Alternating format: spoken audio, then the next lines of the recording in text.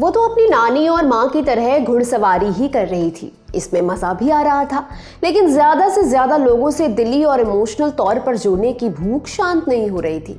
कुछ दिन बाद माँ ने 14 साल की माइकी का नाम एक्टिंग क्लास में लिखवा दिया। तब उसे समझ आया कि ऐसा साहसिक, गहरा और भावुक अनुभव उसे घोड़े की पीठ पर कभी नहीं हुआ।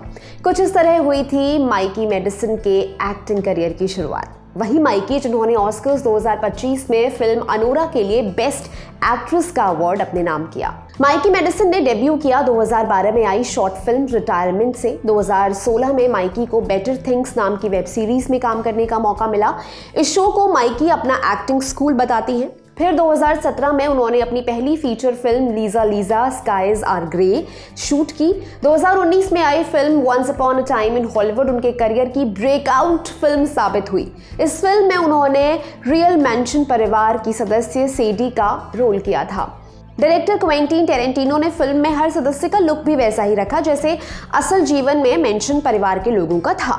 एक इंटरव्यू में टेरेंटिनो ने बताया कि उन्होंने माइकी को उनके लंबे बाल और कत्थई आंखों की वजह से once upon a time in Hollywood में कास्ट किया था। जब once upon a time in Hollywood के लिए ऑडिशंस चल रहे थे तब माइकी 19 साल की थी। एंटरटेनमेंट वीकली को दिए इंटरव्यू में माइकी बताती है कि फिल्म में काम करने से ज्यादा उन्हें टेरेंटिनो से मिलना था, इसलिए वो फिल्म के लिए पूरे मन से तैयारी कर रही थी। सेडी के रोल के लिए माइकी ने पूरी मेंशन फैमिली पर रिसर्च की। 3 राउंड के ऑडिशन के बाद माइकी को once upon a time in Hollywood में रोल मिला। फिल्म के आखिर में माइकी के किरदार को फ्लेम थ्रोअर की मदद से जिंदा जला दिया जाता है, मगर इसी जिंदा जलाए जाने से प्रभावित होकर शॉन बेकर ने उन्हें अपनी फिल्म में कास्ट करने का फैसला किया। एंटरटेनमेंट वीकली को दिए इंटरव्यू में शॉन कहते हैं, once upon a time in Hollywood में फूड कैन से माइकी के कैरेक्टर सेडी की आंखें निकाल दी जाती हैं और उसे जिंदा जला दिया जाता है। मैं ये सीन देखकर हैरान हो गया था। मैं सोच में पड़ गया था कि कौन है ये एक्ट्रेस जो ब्रैड पिट जैसे एक्टर की चमक को भी फीका कर रही है। शॉन बेकर बताते हैं कि once upon a time in Hollywood के बाद उन्होंने स्क्रीम 5 नाम की फिल्म देखी। इस फिल्म में वो माइकी के काम से माइटी इंप्रेस हुए। उन्होंने माइकी को फोन किया और बताया कि वो उनके लिए एक स्क्रिप्ट लिख रहे हैं जिसमें 3 महीने का समय लगेगा। माइकी को यकीन नहीं हुआ कि कोई फिल्म मेकर उनके लिए स्क्रिप्ट लिखेगा, क्योंकि उन्होंने अपने करियर में कभी लीड रोल नहीं किया था। इस बातचीत के बाद माइकी और शॉन कॉन्टैक्ट में बने रहे। 3 महीने कब साल हो गए पता ही नहीं चला। स्क्रिप्ट फाइनल होने के बाद माइकी को अनोरा उर्फ एनी के किरदार में ढलना था। ये किरदार एक सेक्स वर्कर का था। इससे पहले माइकी ने ऐसा कोई रोल नहीं किया था। ऐसे में शॉन ने एक जुगाड़ निकाला।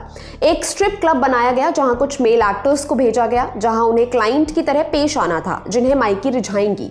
यहां से माइकी की अनोरा बनने की ट्रेनिंग शुरू हुई।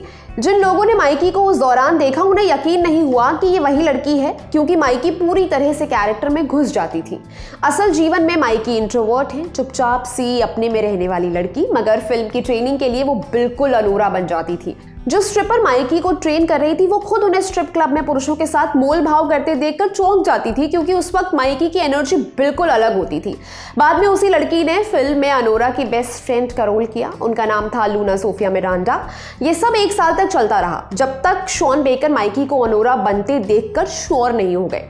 ऑस्कर्स 2025 में माइकी मेडिसन को बेस्ट एक्ट्रेस कैटेगरी में नॉमिनेशन मिला था। इस श्रेणी में उनका मुकाबला द सब्सटेंस के लिए डेमी मूर, एमिलिया पेरेस के लिए कार्ला सोफिया गैस्कॉन और आई एम स्टिल हियर के लिए फर्नांडा टोरेस और विकेट के लिए सिंथिया एरेवो जैसी दिग्गजों के साथ था। मगर उन सब को पछाड़कर माइकी मेडिसन ने ऑस्कर्स 2025 में बेस्ट एक्ट्रेस का अवार्ड जीता। माइकी सिर्फ 25 साल की है। अनोरा के बाद उनका एक शो भी आ चुका है, उसका नाम है लेडी इन द लेक। इस मिनी सीरीज में माइकी के साथ नेटली पोर्टमैन भी अहम किरदार में है, जिसे एप्पल टीवी प्लस पर स्ट्रीम किया जा सकता है। अगर बात करें अनोरा की तो फिल्म 17 मार्च को जियो हॉटस्टार पर रिलीज के लिए शेड्यूल्ड है।